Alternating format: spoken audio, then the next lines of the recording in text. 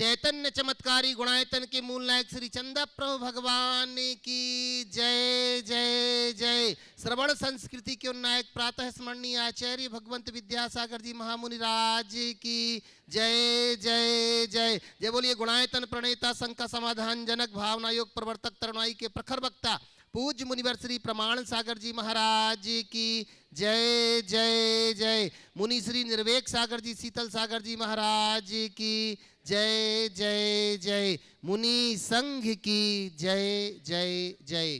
प्रिय बंधुओं, तीर्थराज सम्मेद शिखर की तलहटी गुणायतन परिसर में आयोजित देश के सर्वाधिक लोकप्रिय कार्यक्रम संघ का समाधान में यहाँ उपस्थित एवं देश विदेश से जुड़े उन सभी श्रद्धालुओं का जो कि पारस चैनल, जनवाणी चैनल एवं प्रामाणिक ऐप के माध्यम से इस कार्यक्रम का सीधा प्रसारण देख सुन आनंद ले रहे हैं, उन सभी का मैं गुणायतन और श्री सेवायतन परिवार की ओर से हार्दिक हार्दिक अभिनंदन करता हूं। बंधुओं, यह कार्यक्रम प्रारंभ हो उसके पूर्व चलते हैं अपन पूज्य गुरुदेव के चरणों में वंदन कर आशीर्वाद की मंगल भावना लेकर के मेरे साथ आप सभी शामिल हो जाएंगे। भो स्वामी नमोस्तु नमोस्तु नमोस्तु। बंधुओं, आपको विदित ही है कि गुणायतन का कार्य बड़ी तीव्र गति से चल रहा है, जिसमें अनेक लोग लगातार जुड़ते जा रहे हैं। और आप लोगों से भी निवेदन करूंगा जो यहाँ प्रत्यक्ष हैं या कि जो दूर दराज बैठे इस कार्यक्रम को देख रहे हैं, आपके सहयोग के बिना यह कार्य पूरा नहीं हो पाएगा।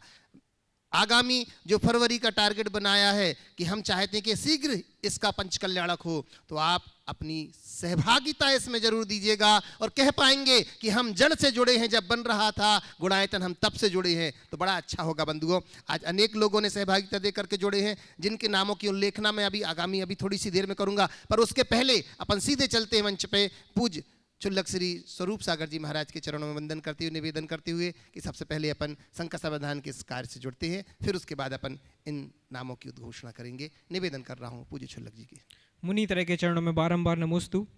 प्रथम ऑनलाइन प्रश्न के रूप में हीरा जी बढ़ जाते हजारीबाग से नमोस्तु पूर्वक प्रश्न कर रही है महाराज श्री कि इंसान ना तो कोई कायदा जानता है ना कोई वायदा जानता है, सिर्फ फायदा जानता है। महाराज श्री श्रावक संस्कार शिविर में कुछ ही दिन शेष रह गए हैं, तो इस शिविर में बैठने से क्या फायदा है? न कायदा न वायदा, केवल फायदा, और यही हो गया जायदा, है ना। आपने पूछा है श्रावक संस्कार शिविर में भाग लेने से क्या फायदा है। भाग ले लो, अपने आप पता चल जाएगा क्या फायदा है। और अभी मुझसे कहोगे कि फायदा बता दूं, तो हो सकता है तुम बनिया लोग हो, लालच में फंस जाओगे। और मुझे जो कार्यालय से सूचना मिली है कि हमारे टारगेट से प्लस नाम आ गए हैं, अब फ़ायदा बता दूंगा तो और 200-400 आ जाएंगे, तो यहाँ की व्यवस्थाएं भारी हो जाएगी। इसलिए इतना ही कहता हूँ, जिन्होंने अभी तक शिविर अटेंड किए उनसे पूछो कि क्या फ़ायदा है, और जो आ रहे हैं उनसे पूछ लेना क्या फ़ायदा हुआ, अपने आप बात होगी। मैं तो इतनी बात एक पंक्ति में कहूँगा, जो 10 लक्षण के शिविर में भाग लेते हैं उनके लक्षण बदल जाते हैं, विलक्षणता आ जाती है, यही इसका फायदा। इंदौर से एक विद्यार्थी का प्रश्न है महाराज श्री कि मैं एक फाइनल ईयर का छात्र हूं और प्लेसमेंट की तैयारी कर रहा हूं। काफ़ी समय से सफल होने की कोशिश कर रहा हूं, लेकिन हर बार किसी ना किसी कारणवश विफलता ही हाथ लगती है। इस वजह से मन काफ़ी विचलित है और गलत ख्याल आते हैं। इनका प्रश्न है कि इस स्थिति में भी धर्म से जुड़कर कैसे अपने आप को प्रोत्साहित रखा जाए।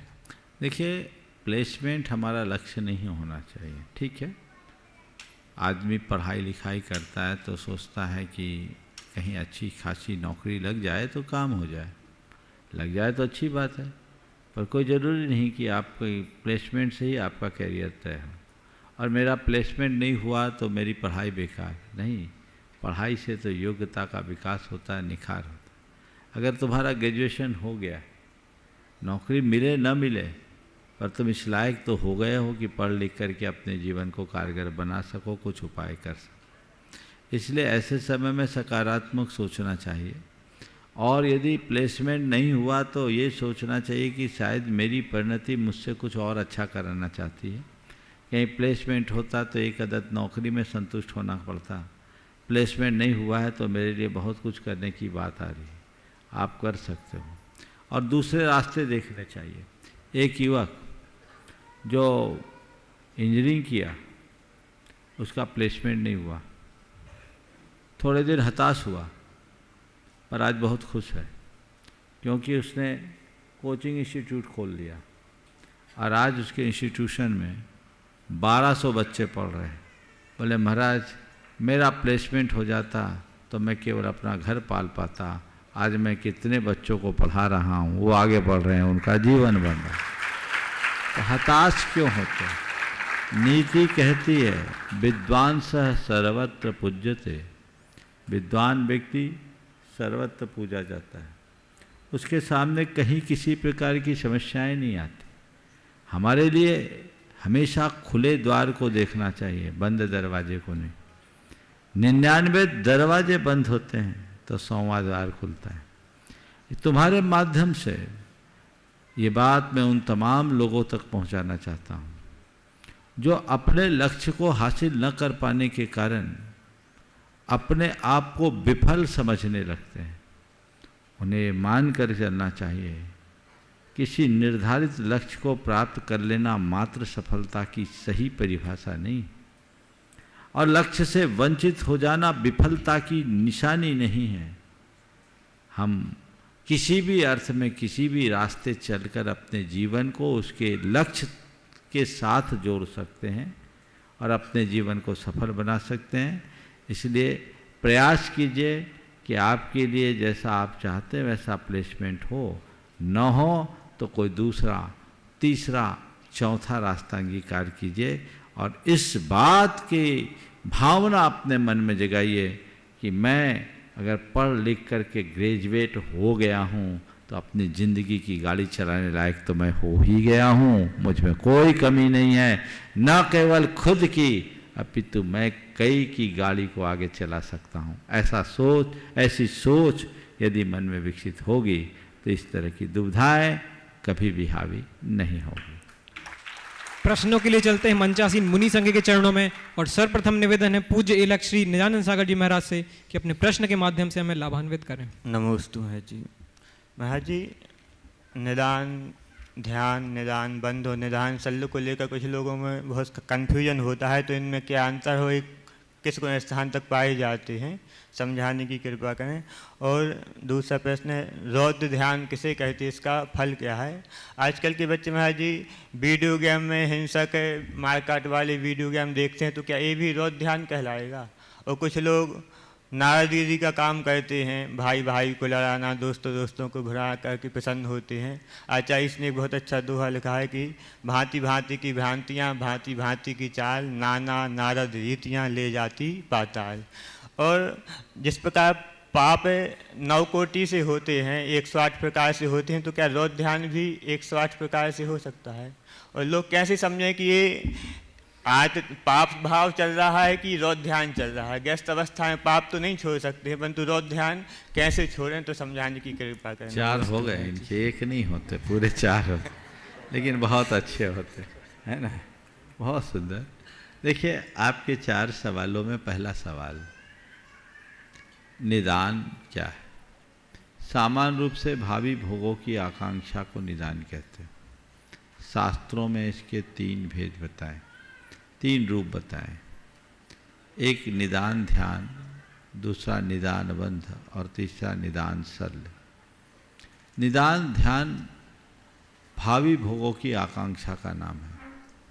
पंचेंद्रिय के विषयों संबंधी मन में उत्पन्न होने वाली प्रत्येक अभिलाषा एक प्रकार का निदान है, जो हर गृहस्थ को अपनी अपनी भूमिका अनुरूप हीनाधिक मात्रा में होता रहता है। जब जैसा प्रयोजन हो उस तरह की चाह उसके मन में उत्पन्न होती है और वह चाह उसके लिए निदान का रूप लेती है। निदान बंध इससे अलग अवस्था है, ये क्वचित कदाचित होता है और ये मुख्य रूप से साधकों के जीवन में होता है। अपनी तपस्या आदि के बल पर जीवन को आगे बढ़ाने वाले साधक कभी कभी किसी व्यक्ति विशेष की विभूति विशेष को देखते हैं और उसे अपने तप के फल के रूप में मांग लेते हैं कि अगर मेरे तप में ताकत है तो मुझे मेरे इस तप का ये फल मिले, उसको बोलते हैं निदान बंध, जो एक मिथ्या दृष्टि को ही होता है। ये व्यक्ति का पतन कराता है, उससे उसकी भावी दुर्गति होती है। कदाचित निदान से वो उच्च पदों को प्राप्त भले कर ले, लेकिन उसका सारा पुण्य उसके पुण्य में बट्टा लग जाता है। उस निदान की परिणति के कारण उसकी बुद्धि दुर्बुद्धि में परिणत होती है, जिससे वह अपने भावी पुण्य का भोग करके दुर्गति का पात्र बनता है। तीसरा है निदान शल्य, भावी भोगों की प्रगाढ़ आकांक्षा करना, रात दिन उसी में दत्त चित्त रहना, ये निदान शल्य है जो असंयत अवस्था तक होता है। कई लोगों को अपनी भविष्य की लालसा बहुत प्रबल होती है। ये लालसा एक प्रकार के शल्य का रूप ले सकती है। आपने दूसरा सवाल रौद्र ध्यान से संबंधित पूछा। रौद्र शब्द रुद्र से बना है। रुद्र का एक अर्थ होता है क्रूर। क्रूर परिणामों के साथ होने वाली हमारी जो भी भावधारा है वह सब रौद्र ध्यान की श्रेणी में आती है। और ऐसा व्यक्ति करते समय बहुत रस लेता है, लेकिन इसका परिणाम बहुत भयानक होता है। आजकल विभिन्न मीडिया के माध्यम में अथवा गेम्स के माध्यम से आप लोग जो कृत्य करते हैं वो महान पापकारी कृत्य है। आज जितने भी गेम्स में जिनमें फाइटिंग्स होते हैं, एक दूसरे को मारने और मरने की बात होती है, आप सामने वाले को मारने का भाव कर रहे हैं, तो ये हिंसा है, भाव हिंसा है। और ऐसी हिंसा दुर्गति का कारण है। हम लोगों को कहानी याद होगी, जब आटे के मुर्गे को बनाकर मुर्गा का संकल्प किया तो मुर्गा बनाने वालों को नरक का भागी बनना पड़ा। इसी तरह यदि आप किसी के साथ मरने और मारने का कृत्य करते हैं तो वह भी रौद्र ध्यान की श्रेणी में आता है। ऐसा रौद्र ध्यान जो हिंसा का भागीदार बनाकर नरक आदि दुर्गतियों का कारण बने। इसलिए ऐसे रौद्र ध्यान से आप सबको सभी को बचना चाहिए। आप लोग जितना भी मीडिया में अपना समय देते हैं, आप कोई मूवी देख रहे हैं और उसमें क्या देख रहे हैं, एक खलनायक किसी युवती को छेड़ रहा है और नायक उसको पीट रहा है। बोलो उसे देखते समय क्या होगा? नायक पीट रहा है, आप देख रहे हैं और मन ही मन कह रहे हैं मारो और मारो। बोलो उसको पिटने के पैसे मिल रहे हैं, उसको पिटवाने के पैसे मिल रहे हैं, तुम्हें क्या मिल रहा है? भाव दशा वैसी हो गई ना, ये पाप है। इस बात का ख्याल रखना चाहिए। पूर्वी भारत में एक बड़े ख्यात नाम विचारक और समाजसेवी हुए ईश्वरचंद विद्यासागर, कोलकाता में थे। वो एक नाटक देखने के लिए गए, तो नाटक में देखते क्या है, एक युवक किसी युवती को छेड़ रहा है और बदतमीजी की हद पार करने लगा। उनसे रहा नहीं गया, वो अपने आसन से उठे, स्टेज पर चढ़े और अपनी जूतियां उतार कर उसे 4-5 जूतियां दे बैठे। जैसी जूतियां उनने मारी, सब एकदम हक्के बक्के रह गए, ये क्या हो गया। लेकिन जो कलाकार था उसने जूतियों को अपने सिर पर रखा, उनकी जूती को अपने सिर पर रखा और माइक पर आकर कहा कि पिछले 30 सालों से मैं अभिनय करता आ रहा हूँ, लेकिन आज जैसा पुरस्कार मुझे जीवन में कभी नहीं मिला, वो भी ईश्वरचंद विद्यासागर जैसे के द्वारा। उसने कहा किसी कलाकार की कला को सच समझ लेना ही कलाकार की सबसे बड़ी सफलता है। आज इन्होंने मुझे जो जूता मारा है वो इस बात का प्रमाण है कि ये भूल गए कि मैं नाटक देख रहा हूँ, नाटक को सच मान लिया, यही मेरे जीवन के लिए। ईश्वरचंद विद्यासागर को अपनी गलती का एहसास हुआ। पर यह प्रसंग मैं आपको केवल इसलिए सुना रहा हूँ कि ऐसा किसी के भी साथ हो सकता है। आप अपने हृदय में झांक कर देखिए, जो भी दृश्य श्रव्य माध्यम के माध्यम से आप देखते हो, आपके भाव और विचार में वही सब कुछ घटित होता है कि नहीं? बोलो, होता है कि नहीं होता? थोड़ा जोर से बोलो। इतने लोग बैठे हैं, पता तो लगना चाहिए, होता है कि नहीं होता? तो जैसे भाव होते हैं वैसा कर्म बंधता है कि नहीं बंधता? तो ऐसा काम करने वाले को पाप लगता है कि नहीं लगता? तो ऐसा काम करना चाहिए कि नहीं?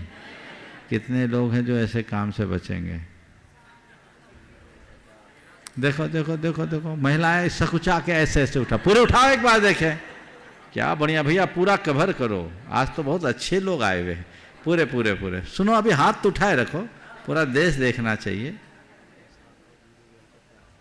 देखिए इधर इधर महिलाओं को लो भाई।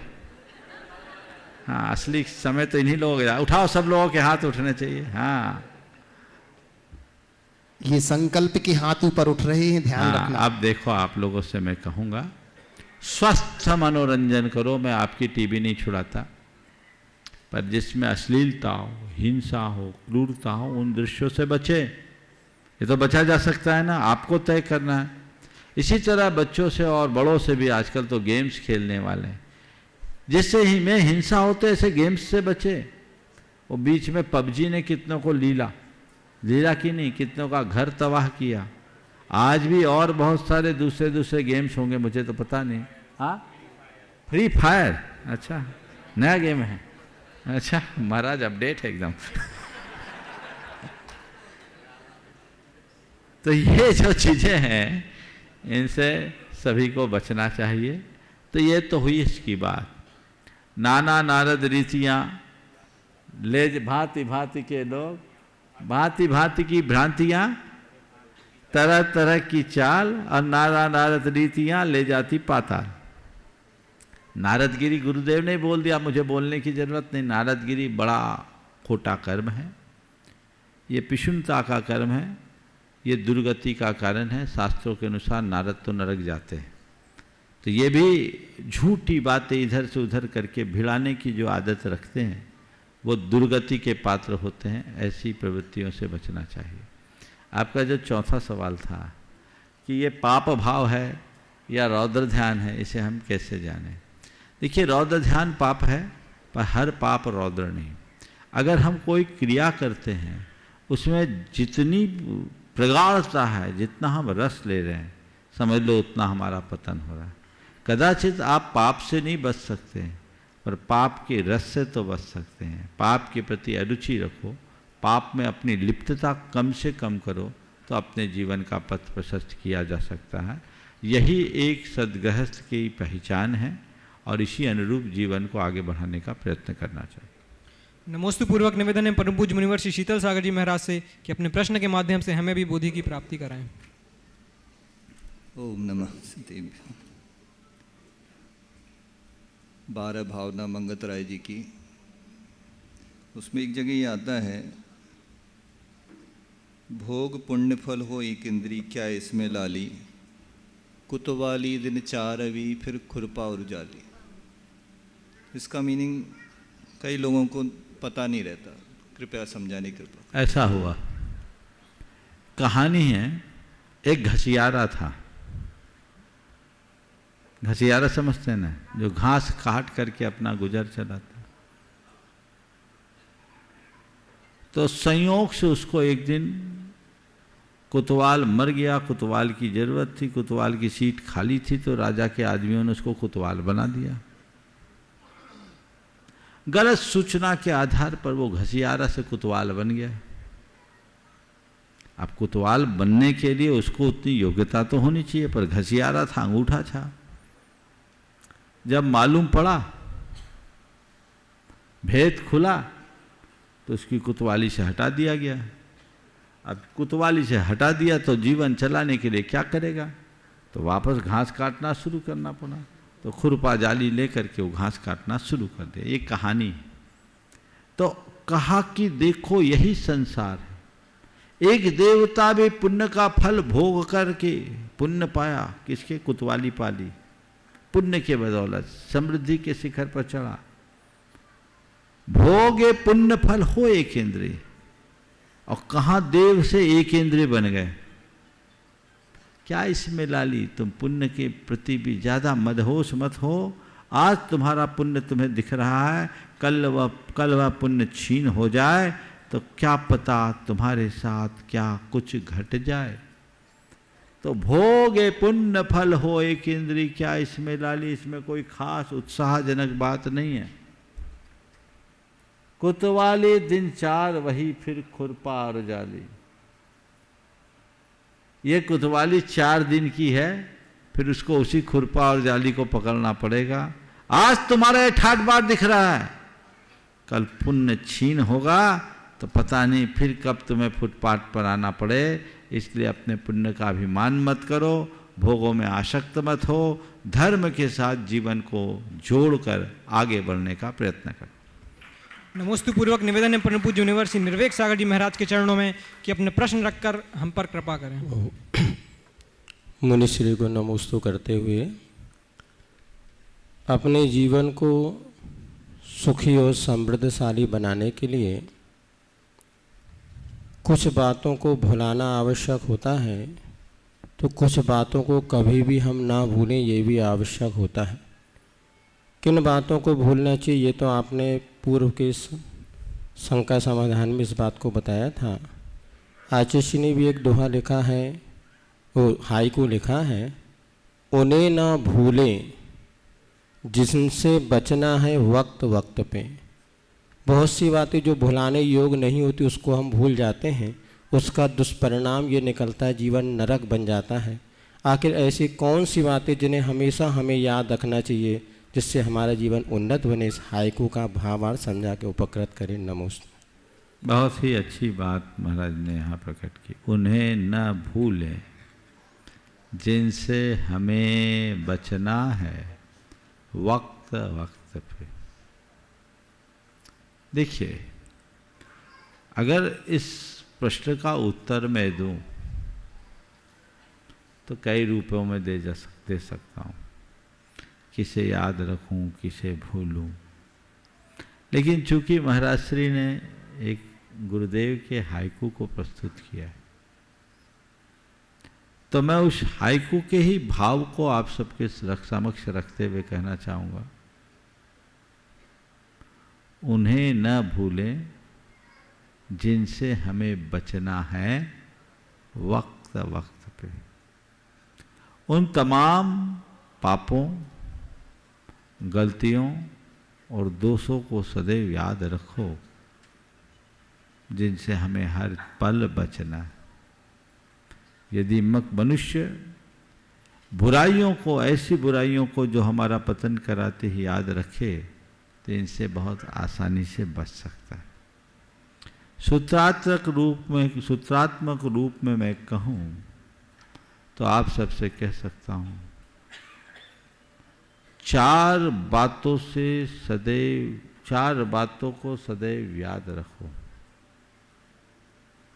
पहली बात, दूसरों के प्रति किए गए दुर्व्यवहार को। हमने अगर दूसरों के प्रति कोई दुर्व्यवहार किया है तो उसे कभी मत भूलो, याद रखो और उससे सीख लेने की कोशिश करो, उसकी कभी पुनरावृत्ति न करो। दूसरी बात, दूसरे के द्वारा अपने प्रति किए गए उपकार को कभी मत भूलो। यदि किसी ने तुम्हारे प्रति कोई उपकार किया है तो उसे पत्थर की लकीर की तरह अपने हृदय में सदैव अंकित रखो। तीसरी बात, स्वयं के द्वारा किए गए भूल को कभी मत भूलो। अगर कोई गलती हो जाए, कोई भूल कर दी जाए, तो उसे याद रखो ताकि दोबारा वैसी भूल करने की नौबत ना आ सके। हम उस भूल को याद रखें कभी भी हो। और चौथी बात, अगर हमारी गलती को किसी ने सुधारा है तो उसे कभी न भूलें, ताकि हम उसको याद रखकर अपने जीवन को आगे बढ़ा सकें। कार्यक्रम को आगे बढ़ाने के लिए मैं आवाज़ दूंगा ब्रह्मचारी विजय भैया को। बंधुओं, आपको विदित ही है कि गुणायतन का कार्य तीव्र गति से चल ही रहा है, जिसमें लगातार लोग कभी सदस्य योजना के रूप में या किंद्रवाणी योजना के रूप में जुड़ते जा रहे हैं। और इतना ही नहीं, पंचायत श्रेणी का जो विशाल जिनालय बन रहा है, उस जिनालय में अनेक लोग अपने स्वर्ण की दान करके अपने जीवन को स्वर्णिम बना रहे हैं। आज जिन्होंने स्वर्ण दान किया है, ऐसे श्री नरेंद्र बबीता जी, जयदीप जी, मेघा जी, कासलीवाल, फूलबाग, काकुड़गच्छी कोलकाता से जिन्होंने अपने सोने की बाली ही यहाँ समाप्त कर दी। जोरदार ताली बजाकर हम उनका बहुत बहुत बहुत बहुत अभिनंदन करते हैं बंधुओं। आज जिन्होंने अपने आप को निर्माण निधि के रूप में जोड़ा, ऐसे श्रीमान संजय जी सिकोहाबाद फिरोजाबाद से अगर यहाँ उपस्थित है तो खड़े होकर पूज्य श्री को वंदन करें और ताली बजाकर हम उनका अभिनंदन करते हैं। वहीं श्री पद्म जी रारा केकड़ी से, इन्होंने भी अपने आप को निर्माण निधि के रूप में जोड़ा है, बहुत बहुत बहुत बहुत अभिनंदन। आज बंधुओं जिन्होंने अपने आप को सूत्रधार के रूप में गुणायतन से जोड़ा है, मैं उनको बड़े सम्मान के साथ मंच के ऊपर बुलाता हूं। कृपया मंच के ऊपर आवे। श्री जय कुमार जी, नीलम जी मोदी, श्री अमित जी, नेहा जी भोपाल, मैं निवेदन करता हूं मंच के ऊपर आए, जोरदार तालियों के साथ अभिनंदन। और इनका अभिनंदन करने के लिए मैं आवाज दे रहा हूं, हमारे बीच में माननीय कपूर जी कोटा और हरीश जी हैं, कृपया आए और इनका अभिनंदन करेंगे। जोरदार जोरदार तालियों के साथ अभिनंदन की इस कड़ी में आइएगा और पहुंचे। माननीय कपूर जी कोटा और हरीश जी से निवेदन करता हूं कि हमारे नए सूत्रधार का अभिनंदन हो रहा है और आप लोग हर्षित होकर के इनके अनुमोदना करें करतल ध्वनि से। वही बंधुओं, आज मैं निवेदन कर रहा हूं हमारे बीच में जिन्होंने अपने आप को सूत्रधार के रूप में जोड़ा है, एक ऐसी मां जिन्होंने मन बनाया कि मैं अपनी संपत्ति का सदुपयोग करूं और 1,51,000 रुपए की राशि जिन्होंने सूत्रधार के रूप में जुड़ते हुए शिवपुरी से श्रीमती कांता जी जैन धर्मपत्नी स्वर्गीय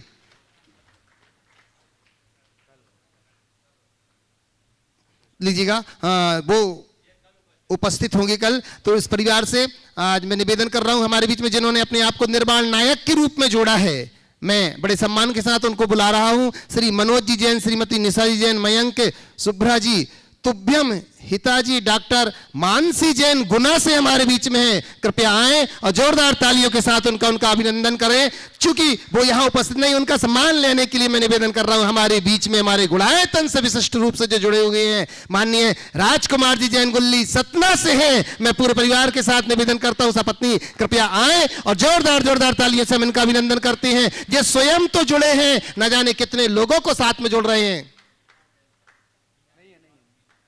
राजकुमार जी, बीना जी, अच्छा पहुंच रहे हैं और इनका अभिनंदन करने के लिए मैं आवाज दे रहा हूं हमारे माननीय सीईओ सुभाष जी, कृपया यहां पर हैं, आइएगा। जोरदार तालियों के साथ उनका अभिनंदन करते हैं और साथ ही साथ निवेदन करूंगा माननीय चंद्रकला जी पाटनी गुणायतन मंत्री, आइए इनके अभिनंदन में आपकी सहभागिता हो। श्रीमती मीना जी, मैं निवेदन करता हूं कृपया आप आए, यहां उपस्थित हैं, जोड़ी के साथ आए, बड़ा अच्छा लगेगा परिवार के साथ, आइएगा जोरदार जोरदार करतल ध्वनि से।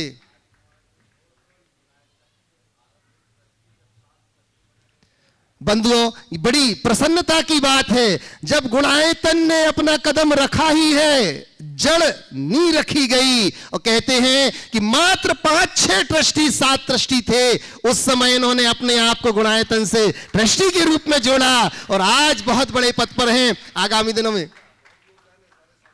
और इतना ही नहीं, न जाने इस गुणायतन को आगे तक पहुंचाने में इनका जो योगदान है वो कभी नहीं भूला जा सकता है। मैं तो कहता हूं विशेष स्तंभों में से एक स्तंभ हमारे राजकुमार जी का है, आए और इनका बहुत बहुत जोरदार करतल ध्वनि से अपन अभिनंदन करते हैं। इनका ऐसा सहयोग सदैव गुणायतन को ऊंचाइयों तक पहुंचाएगा। और अब मैं सुभाष जी से निवेदन करूंगा कि एक बार जरूर राजकुमार जी का अभिनंदन करके हम लोग बहुत आज हर्षित हैं और आज शुभम भी यहाँ होते तो बहुत अच्छा होता।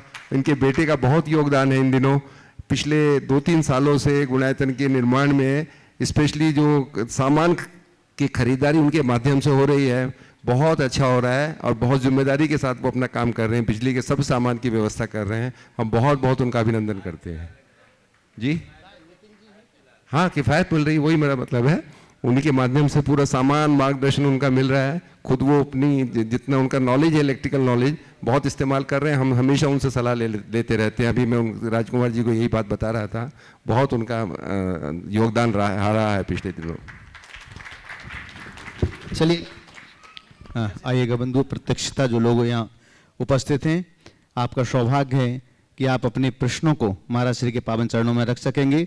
और हम प्रथम शंका के लिए आमंत्रित कर रहे हैं रेशु जैन इंदौर, जिनके भी हम नाम लें एक बार पुनः आपको सूचित कर दें। शीघ्रता से आप अपने स्थान पर खड़े होंगे ताकि माइक आपके पास में पहुंच सके और नमोस्तु और इच्छामी ना करते हुए सीधे सीधे आप प्रश्न रखेंगे।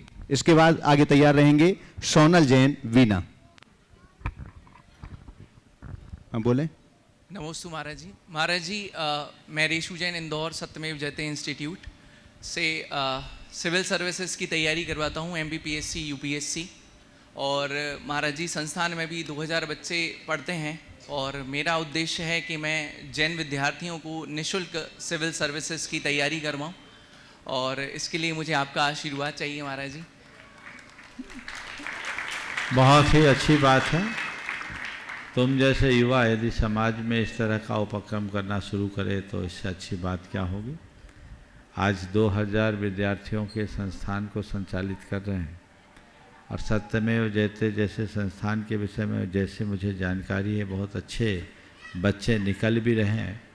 इस मंच के माध्यम से जो भी लोग इस कार्यक्रम को देख और सुन रहे हैं ज़रूर इनसे संपर्क करें और मैं चाहूँगा इस व्यक्ति का नंबर भी लोगों के बीच सार्वजनिक कर दिया जाए ताकि लोग संपर्क कर सके। वेबसाइट तो होगी ना, वेबसाइट का नाम बोल दो ताकि लोग तुम तक अप्रोच कर सके और काम हो सके। बोल दो अपने वेबसाइट का।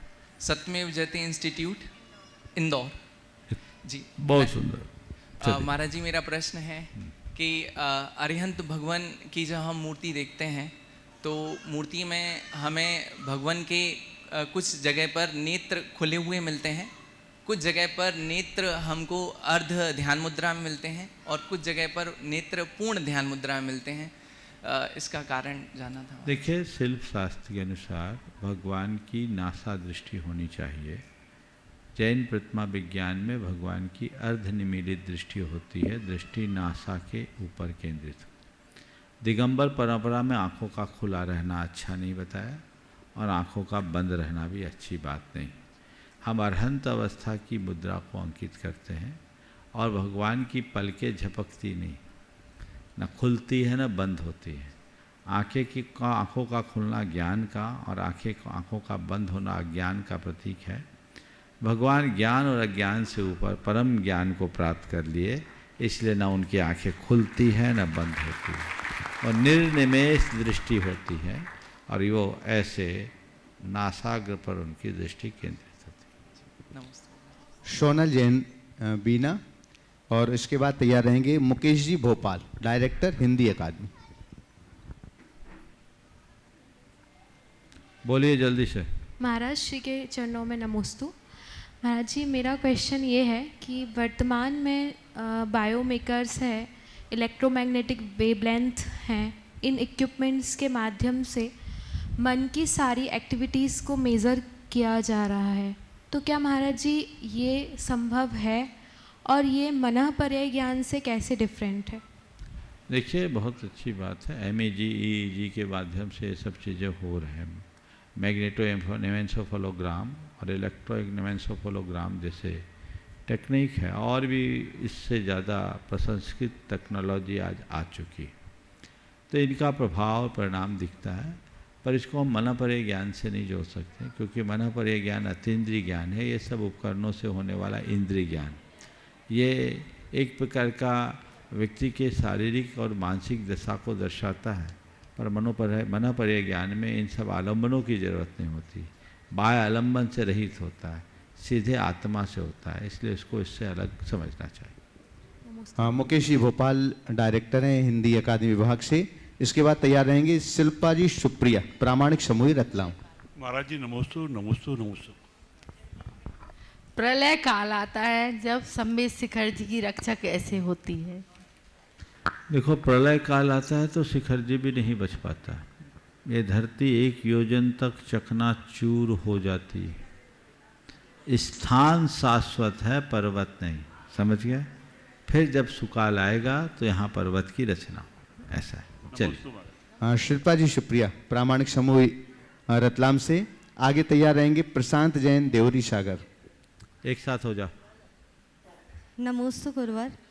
गुरुवर, मेरा प्रश्न है कि माँ बाप हमें सब सिखाते हैं कि धर्म कर्म पाप पुण्य अच्छा बुरा, पर कभी जीवन की सच्चाई से वाकिफ़ नहीं करवाते।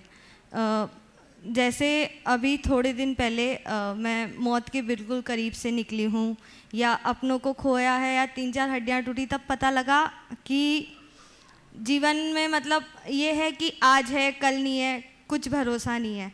तो पहला तो ये है कि माँ बाप हमें ये कैसे समझाएं बच्चों को इस सच्चाई से, ताकि उस समय हम धैर्य और समता से वो बिल्कुल संभाल सकें उस हार्ड सिचुएशन को।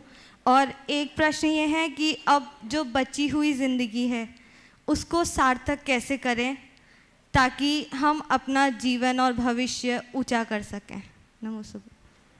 देखिए, सबसे पहले तो मैं तुम्हें आशीर्वाद देना चाहूँगा इस बात के लिए कि कर्म का उदय किसी के साथ कभी भी आ सकता है। जिसके हृदय में धैर्य और क्षमता होती वो टिका रहता है, और जिनके अंदर अधीरता और आकुलता होती वो बह जाते।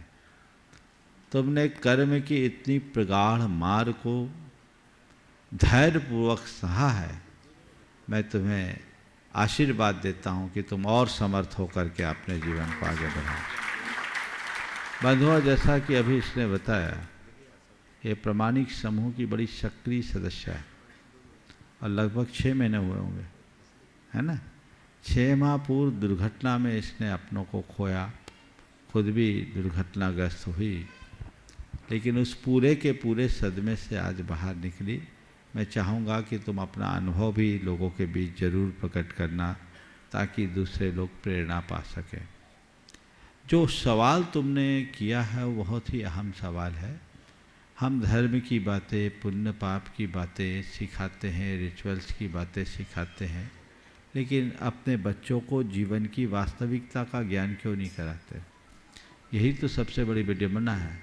हम जिंदगी भर लोगों को झूठ सिखाते हैं और झूठ में ही जिंदा रखते हैं। जिस दिन सच सिखा दे, सच बता दे तो उनकी राह बदल जाए। हमें जीवन के सच को समझना चाहिए, और ये सच हमें बचपन में बताया भी जाता है, लेकिन हम उतनी चतुराई से प्रस्तुत करते हैं कि सच के सच को नहीं समझ पाते।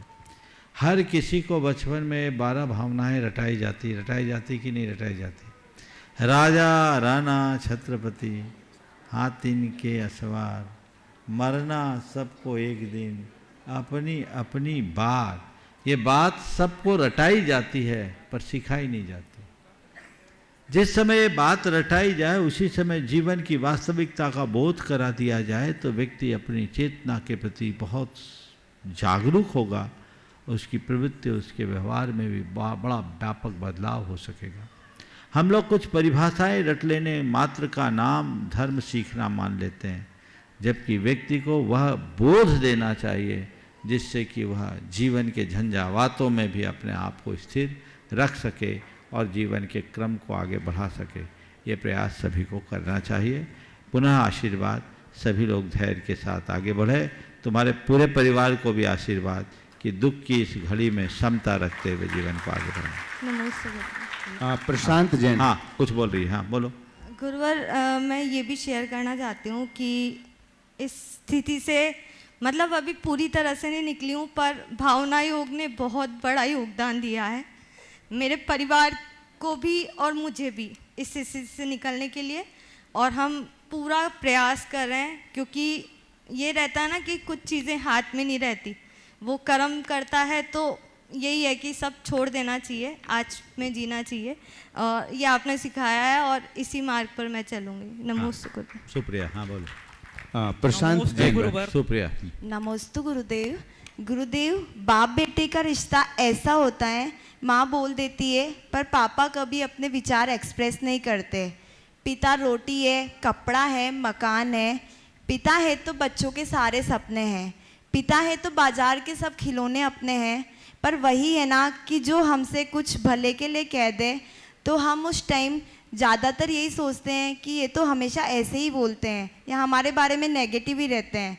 पर उसी चीज़ को मैं जब अपने पर लेती हूँ तो शादी के बाद लगता है कि वो सिर्फ हमारे भले के लिए ये करते थे और हम उनके बारे में इतना गलत सोचते थे, फिर भी वो हमेशा खुशी खुशी हमारा भला सोचते हैं।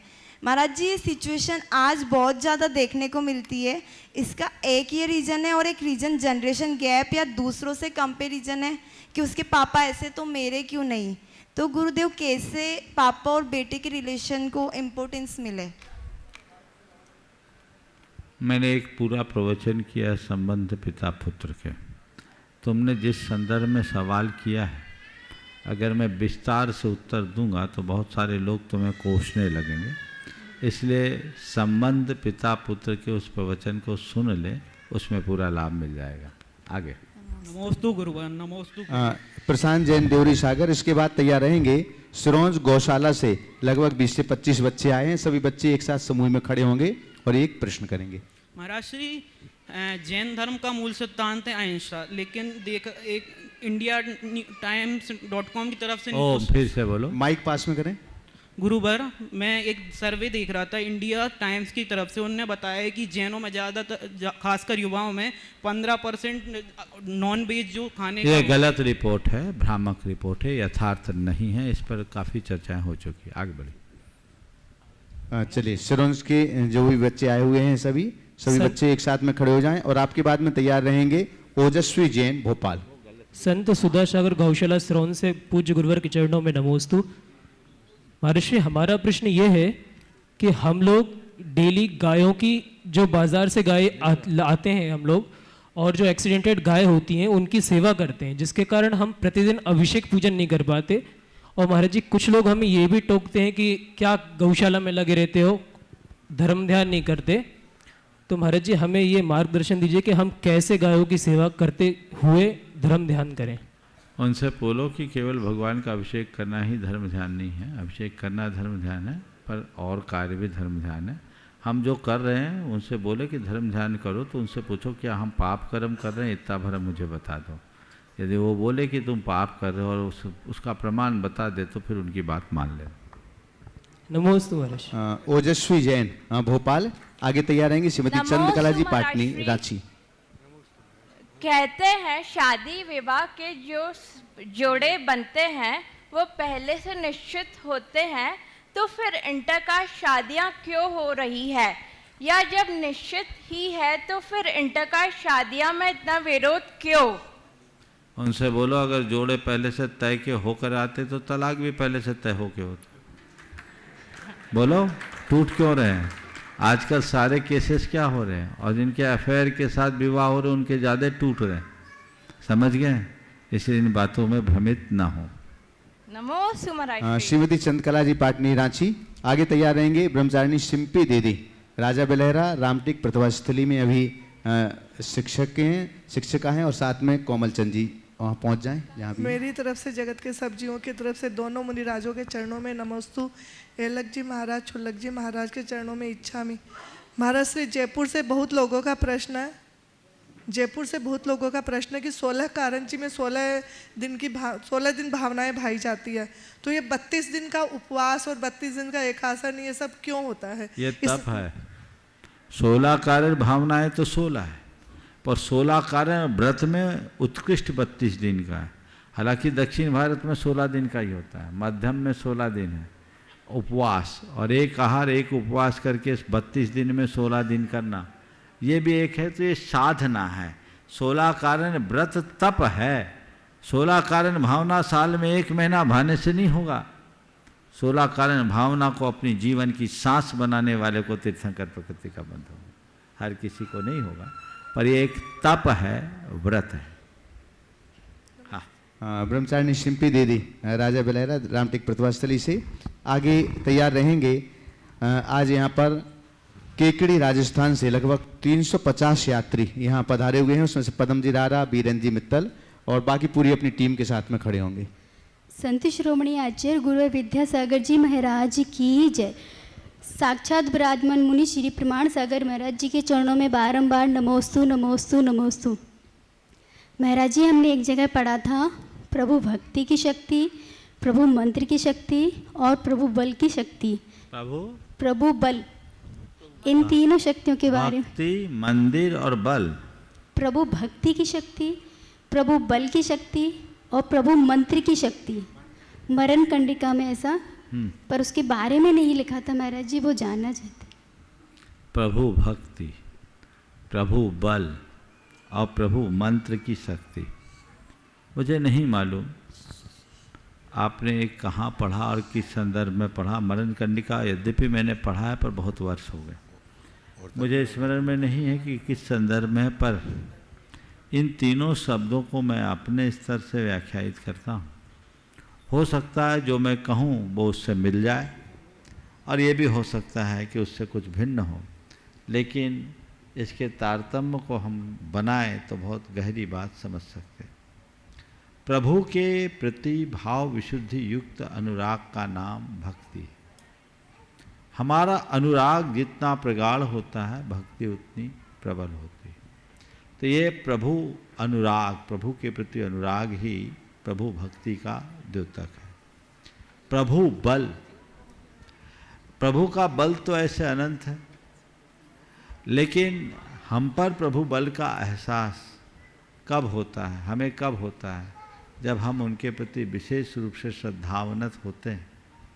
और जैन धर्म में यद्यपि भगवान को अकर्ता कहा है, फिर भी कई बार व्यवहार में ऐसा कह दिया जाता है कि प्रभु बल से, प्रभु कृपा से हमें यह सब कुछ प्राप्त हुआ, तो उसे अपने जीवन में घटित होने वाले किसी अच्छे प्रसंगों के कृत्य को जब हम प्रभु के ऊपर आरोपित कर देते हैं तो हमें वो प्रभु महिमा का बोध हो जाता है, जिसे आप प्रभु बल की तरह कह सकते हैं। और प्रभु मंत्र या मंत्र की शक्ति, मंत्र की अपनी शक्ति होती है।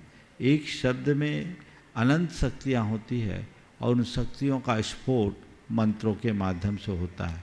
तो जब प्रभु नाम से जुड़े किसी विशेष मंत्र का आराधन करके हम अपने जीवन में कुछ प्रसंग घटित करते हैं, तो वह सब जो कुछ भी होता है मंत्र के बल पर होता है, उसे हम मंत्र शक्ति के रूप में जान सकते हैं। नमोस्तु महाराज जी। पदम जी कार्यक्रम आदर्शमती माता जी की जय। पदम जी रारा केकड़ी से, और इसके बाद में तैयार रहेंगे शिविका जैन आस्था। नमस्तो गुरुवर, नमस्तो गुरुवर, नमस्तो गुरुवर। महाराज श्री एक नीति वाक्य है कि भोजन करना माँ से चाहे जहर हो और सम्मति लेना भाई की चाहे बेहर हो। तो क्या ये आज के परिवेश में कहाँ तक उचित? भैया, जो हमारी नीतियां हैं, कहावतें हैं, वो सार्वकालिक सार्वभौमिक है। ये तो अपने लोगों की दुर्बुद्धि है कि इस तरह का कृत्य करते हैं और उसका परिणाम भी भोगते हैं। आज भी ऐसा करना चाहिए। नमस्ते महाराज जी। अभ्युदय सुख व निश्चय सुख क्या होते हैं? हाँ? और हमें अभ्युदय और निश्चय सुख क्या होते हैं और हमें इनमें से कौन से सुख की कामना करनी चाहिए? स्वर्ग के सुख की उपलब्धि का नाम अभ्युदय सुख है और मोक्ष के सुख की उपलब्धि का नाम निश्चय सुख। अभ्युदय यानी स्वर्ग, निश्चय यानी मोक्ष। अब तय कर लो क्या चाहिए। नमस्ते महाराज जी। शिविका जैन आस्था, इसके बाद में तैयार रहेंगे संजय जैन शिकोहाबाद। हेलो महाराज जी, मेरे पूरे परिवार आस्था के सभी साधर्मी बंधुओं की तरफ से बारंबार नमोस्तु। महाराज जी, मेरा प्रश्न यह है कि मैं स्वयं अपने माता पिता के प्रभाव से अब धर्म पे इतना इंस्पायर हुई हूँ, धर्म पे विश्वास करती हूँ। तो मेरा प्रश्न यह है कि मतलब बच्चे जो हमारी आजकल की युवा पीढ़ी है वो स्वयं धर्म से इंस्पायर होती है, या उनको इंस्पायर करने के लिए, उनको धर्म के प्रति प्रभावित करने के लिए उनके माता पिता का प्रभाव होता है, और माता पिता की कितनी भूमिका होती है? कृपया समाधान कीजिए। देखिए, स्वयं धर्म के लिए प्रेरित होना अच्छी बात होते हैं। खुद के कर्म जिनका भवितव्य अच्छा होता है वो स्वयं धर्म की ओर प्रेरित हो जाते हैं। लेकिन माता पिता यदि उसमें सहभागी बन जाए तो सोने में सुहागा हो जाए। आप भाग्यशाली हो कि आपके माँ बाप ने आपको ऐसे संस्कार दिए। मैं तुम्हारे माध्यम से सभी माता पिता को कहूँगा कि अपने बच्चों को धर्म के लिए व्यवहारिक तौर पर प्रेरित करें। उन्हें धर्म की प्रेरणा के नाम पर कुछ आदेश मात्र न थोपें। उन्हें इस बात का एहसास कराएं कि धर्म हमारे जीवन का अंतरंग तत्व है। धर्म हमारे जीवन में उतना ही उपयोगी है जितना कि हवा, पानी और अनाज। हवा, पानी और अनाज के बिना हम जी नहीं सकते, तो धर्म के बिना हम सही ढंग से जी नहीं सकते। जब ये भावबोध बच्चे बच्चे के हृदय में करा दिया जाए तो फिर बच्चों को कभी कहने की जरूरत नहीं होगी कि बेटा धर्म करो। धर्म हमारी अंतरंग श्वास है, ऐसा विश्वास जमना चाहिए। नमोस्तु महाराज जी। संजय जैन शिकोहाबाद, और ब्रह्मचारी विनय भैया की बहन सुमन दीदी पाठशाला की बहनों के साथ में अगर यहाँ उपस्थित हों तो 1 नंबर के बाद में तैयार रहेंगे। आगे तैयार रहेंगे लाबेश जैन सागर। प्रणाम गुरुदेव। महाराज जी, मेरा प्रश्न है बोलिए कि अगर माँ बाप गलत मिल जाए तो एक जन्म व्यर्थ होता है, और गुरु गलत मिल जाए तो कई जन्म व्यर्थ हो सकते हैं। क्या? अगर माता पिता गलत मिल जाए, माता पिता गलत मिल जाए तो एक जन्म व्यर्थ होता है, और गुरु गलत मिल जाए तो कई जन्म व्यर्थ हो सकते हैं। हाँ। तो गुरु बनाते समय क्या ध्यान रखें और हम कैसे बने गुरु के लायक? भाई गुरु बनाते समय देखो कि गुरु बना रहे हैं कि गुरु घंटाल बना रहे, देख लो। गुरु होंगे तो सही होंगे, और गुरु के चुनाव में तुम गलती करोगे तो ऐसे ही होगा। तो गुरुओं के स्वरूप को समझो, जिनको तुम अपने जीवन की बागडोर सौंपने जा रहे हो, उनके अंदर वह घटित होना चाहिए जिसकी तुम्हें तलाश है। लाभेश जैन सागर, अर्चना जैन भोपाल। शीघ्रता के साथ में जिनका भी नाम ले रहे हैं शीघ्रता से खड़े हो अपने स्थान पर। अर्चना जैन भोपाल, आपके बाद में तैयार रहेंगे गुणमाला राकेश जैन रुनाहा भोपाल। माइक जल्दी पहुंचो।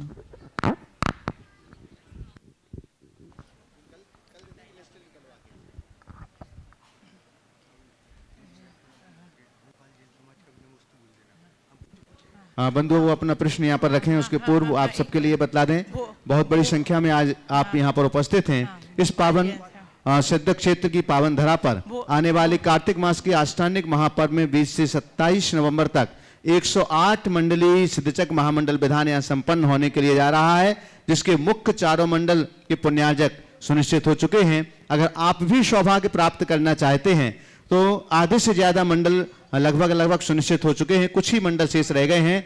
आप अपने परिवार के 8 सदस्यों के साथ मात्र 2,11,000 रुपए की राशि में यहाँ पर सिद्धों की आराधना करने का सौभाग्य प्राप्त कर सकते हैं, जिसमें समिति की ओर से आपके परिवार के लिए जो भी लोग यहाँ पधारेंगे उनके लिए आवास, भोजन, द्रव्य और वस्त्रों की समुचित व्यवस्था की जाती है। बंधुओं, ये सौभाग्य है।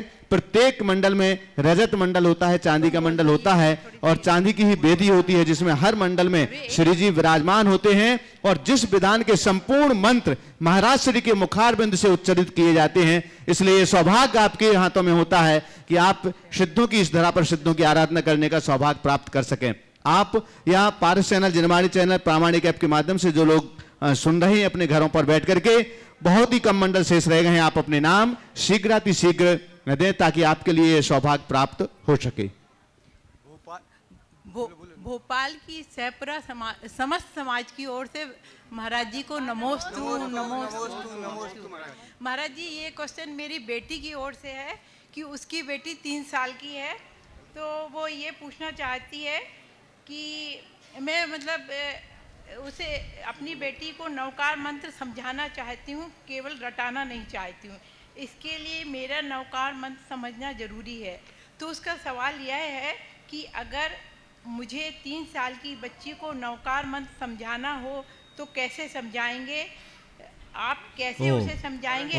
उसे बोल दो प्रामाणिक पाठशाला से जुड़ जाए, खुद भी समझ लेंगी, बच्चे भी समझ लेंगे, बहुत टेक्नोलॉजी के साथ। चलिए।